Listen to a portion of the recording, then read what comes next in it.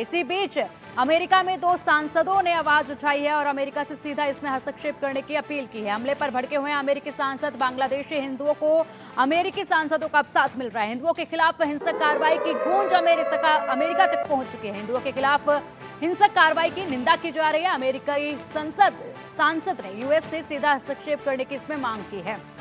तो अमेरिकी सांसदों ने कहा है कि अब इसमें हस्तक्षेप करना चाहिए। हिंदुओं पर लगातार वहां पर अत्याचार हो रहा है। हिंदुओं को किसी भी तरह की कोई मदद नहीं मिल रही है, क्योंकि देखिए पहले उम्मीद जताई जा रही थी कि हिंसा रुक जाएगी, लेकिन वहां पर अभी भी इन प्रदर्शनकारियों की ही चल रही है। प्रदर्शनकारी ही पूरे देश को अभी भी वहां पर आग के हवाले करने में तुले हुए हैं।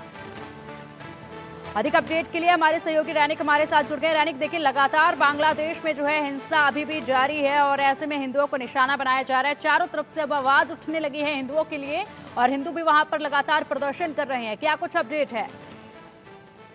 एकदम देखिए, बांग्लादेश में जिस तरीके से हिंदुओं के ऊपर हमला हो रहा था शेख हसीना का रेजिग्नेशन के बाद से ही, उसके बाद ही देखा गया कि लगातार बांग्लादेश में जिस तरीके का हिंदू के ऊपर हमला हो रहा है, इसको लेकर सिर्फ देश भर में नहीं, देश के बाहर में भी, यूएस में भी चर्चा हो रहा है और दूसरे देशों से भी जो हिंदू कम्युनिटीज है उनकी तरफ से इसका निंदा किया जा रहा है। यानी बांग्लादेश का जो परिस्थिति, ये परिस्थिति को लेकर पूरा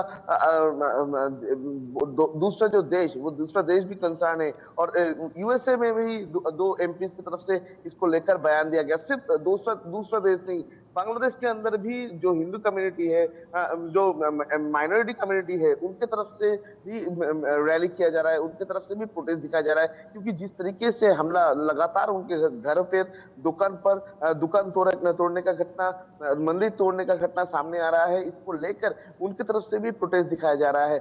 और इसको लेकर इंडिया गवर्नमेंट की तरफ से भी पहले नरेंद्र मोदी जी जब मोहम्मद यूनुस को विश के उसी टाइम में एक चैनल में जो पोस्ट किया गया था, उस पोस्ट पे भी साफ साफ है कि हिंदू और माइनॉरिटी जो कम्युनिटी है उनको सेफगार्ड करने के लिए क्या क्या किया जा सकता है, इस बारे में भी संगीन है इंडिया गवर्नमेंट। और इसके सिर्फ इंडिया गवर्नमेंट नहीं, इंडिया के बाहर भी यूएस गवर्नमेंट की तरफ से भी आज भी जैसे दिखा गया कि यूएस में भी 2 एमपी की तरफ से सवाल उठाया गया। बांग्लादेश का जो माइनॉरिटी कम्युनिटी है, हिंदू हो या सिख हो या क्रिश्चियन हो, जो भी हो, उनकी तरफ से जो उनका जो सेफ्टी एंड सिक्योरिटी किस तरीके से सिक्योर नहीं है, उसका सवाल भी आज यूएसए में 2 एमपी की तरफ से उठाया गया, जिसमें बांग्लादेश के जो तरफ से जो कहा गया, बांग्लादेश के जो रिप्रेजेंट कर रहे थे उनकी तरफ से जो कहा गया, उसमें साफ साफ है कि बांग्लादेश में मुस्लिम रोहिंग्या जो है उनके तरफ, उनके ऊपर ज्यादा ध्यान दिया जा रहा है। दूसरी तरफ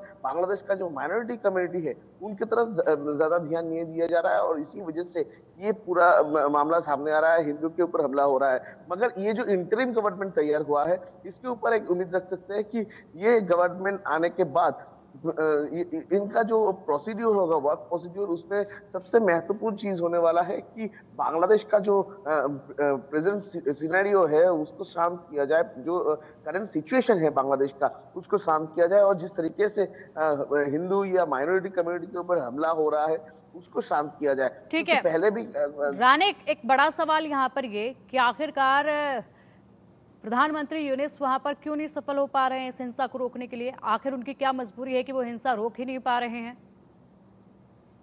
देखिए, ये सवाल तो सामने आता है क्योंकि मोहम्मद यूनुस जब पहली बार बांग्लादेश का प्रधानमंत्री हुए, उनके तरफ से क्यों अभी तक ये पूरा घटना, इस तरीके का जो हमला बार बार से बांग्लादेश का हर एक कोना से खबर हो रहा है, उसको कंट्रोल करना क्यों मुश्किल हो रहा है? इसमें 2-3 चीज भी सामने आता है, 2-3 जगह भी, पॉइंट भी सामने आता है, जैसे कि पॉलिटिकल पार्टी, दूसरा जो पॉलिटिकल पार्टीज है जैसे कि जमात है, बीएनपी है, उनके ये जो पॉलिटिकल पार्टीज का प्रेशर, क्या ये प्रेशर की वजह से मोहम्मद यूनुस अभी तक रोके हुए हैं? मोहम्मद यूनुस की तरफ से कोई स्टेप नहीं लिया जा रहा है, या मोहम्मद यूनुस को अभी तक समझ में ही नहीं आ रहा है कि किस तरीके से कंट्रोल किया जाए? क्योंकि मोहम्मद यूनुस इसके पहले कभी एडमिनिस्ट्रेटिव नहीं संभाला है, एडमिनिस्ट्रेटिव को नहीं संभाला, और इसी बार पहली बार आने के टाइम में बांग्लादेश का ये जो सिविल वॉर सिचुएशन, ये बहुत ही भयानक हो चुका है और इसी वजह से मोहम्मद यूनुस को क्या प्रेशर में आना पड़ रहा है? या तो और एक सवाल आता है कि और भी जो 16 मेंबर है, यानी मोहम्मद यूनुस को जिन लोगों ने चुना है,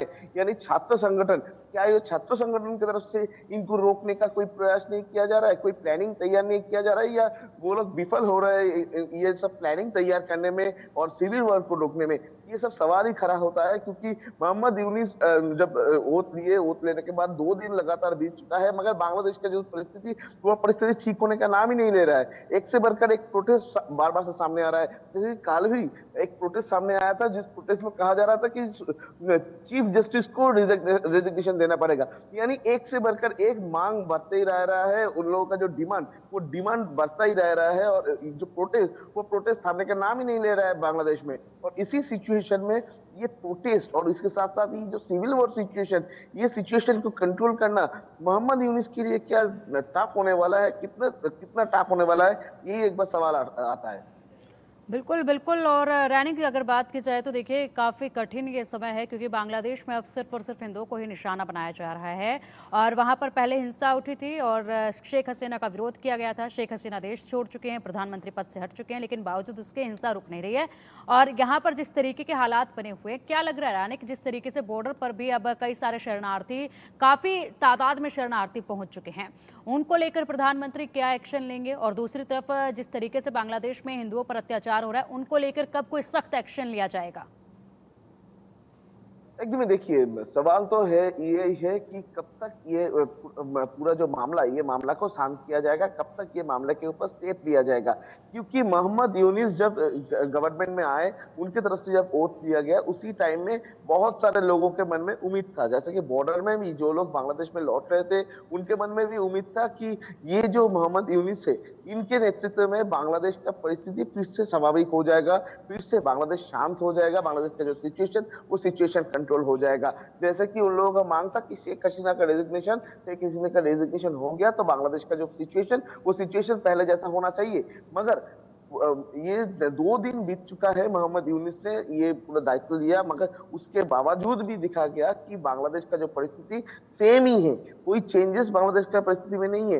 हिंदू के ऊपर हमला हो रहा है, माइनॉरिटीज के ऊपर हमला हो रहा है, और उसके साथ साथ ही प्रोटेस्ट भी लगातार जारी है। और इसी सिचुएशन में कब तक ये पूरा मामले को शांत किया जाएगा, कब तक मोहम्मद यूनिस की तरफ से ये पूरा बांग्लादेश का जो पहला जैसा सिचुएशन, वो सिचुएशन में वापस ले आने का कोशिश किया जाएगा, इसमें ही नजर रहेगा। और बांग्लादेश गवर्नमेंट की तरफ से भी यही नजर रखना पड़ेगा कि बांग्लादेश का जो प्रेजेंट सिनेरियो, वो सिनेरियो जल्द से जल्द ठीक हो, नहीं तो पूरा बांग्लादेश का जो परिस्थिति, जो इकोनॉमिकल परिस्थिति, वो खराब हो सकता है, इकोनॉमिकल क्राइसिस आ सकता है बांग्लादेश में। क्योंकि बांग्लादेश का ये सिनेरियो के मुताबिक ही बांग्लादेश के जो बॉर्डर लाइन, वो बॉर्डर लाइन क्लोज कर दिया गया है, यानी इंपोर्ट एक्सपोर्ट बंद है। जो लोग है, वो लोग आना जाना नहीं कर पा रहा है, और दूसरे देशों के साथ उनका रिलेशन भी सही नहीं है बांग्लादेश का ये सिचुएशन होते हुए। और इसी सिचुएशन अगर चलता रहेगा तो बांग्लादेश का इकोनॉमिकल क्राइसिस आ सकता है। और इसी वजह से मोहम्मद यूनिस के पास अभी एक चैलेंज है कि जल्द से जल्द बांग्लादेश का जो परिस्थिति है, बांग्लादेश की जो सिविल वॉर कंडीशन है, ये सिविल वॉर कंडीशन को शांत किया जाए, और बांग्लादेश का जो पहले जैसा परिस्थिति था, वो परिस्थिति लौटाया जाए। और उसके बाद ही जो दूसरे देशों के साथ रिलेशन, इंपोर्ट एक्सपोर्ट, और ये जो इकोनॉमिकल क्राइसिस ना आए, इसके ऊपर काम कर सकता है ये गवर्नमेंट। बिल्कुल रानिक। और इसी बीच जो तमाम हिंदू हैं बांग्लादेश में, वो भी अब सड़कों पर उतर आए हैं और अपने लिए न्याय की मांग कर रहे हैं, सरकार से गुहार लगा रहे हैं कि जो अत्याचार उन पर हो रहे हैं, उन पर सख्त एक्शन कोई लिया जाए। इस प्रोटेस्ट को लेकर क्या कुछ अपडेट है?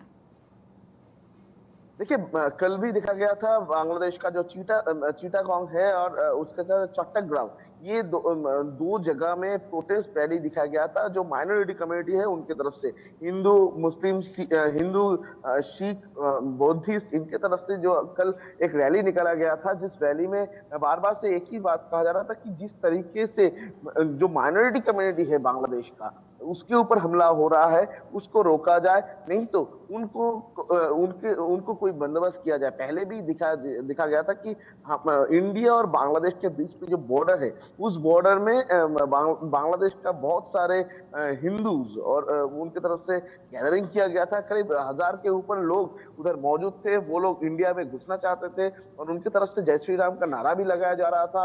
उनकी तरफ से ये भी बोला जा रहा था कि वो लोग बांग्लादेश में सेफ नहीं है, और इसी वजह से वो लोग इंडिया में आना चाहते हैं। और कल भी जो रैली निकला था, कल भी जो प्रोटेस्ट निकला निकला था, उसमें भी बोला जा रहा था कि जो माइनॉरिटी कम्युनिटी है उनको एक होना पड़ेगा, ये इस तरीके का जो हमला है, ये हमला को रोकने के लिए, और चाहे तो ठीक है, वो लोग इंडिया के पास अपील भी कर ठीक है, सकते हैं इंडिया में आने के लिए। ठीक है रानिक, बहुत बहुत शुक्रिया।